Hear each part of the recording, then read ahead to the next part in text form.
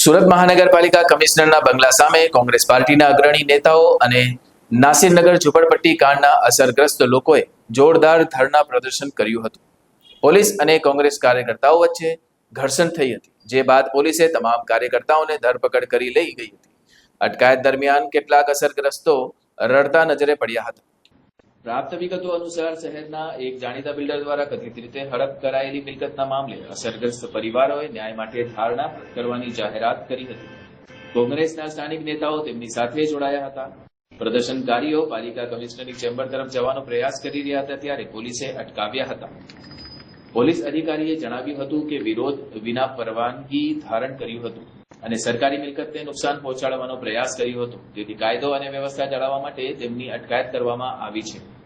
સ્થળ પર હાજર કોંગ્રેસ નેતાએ કહ્યું હતું કે અસરગ્રસ્તો 10 દિવસથી ન્યાયની રાહ જોઈ રહ્યા છે. પાલિકા કમિશનર તેમની ફરિયાદ સાંભળવા તૈયાર ન હતા.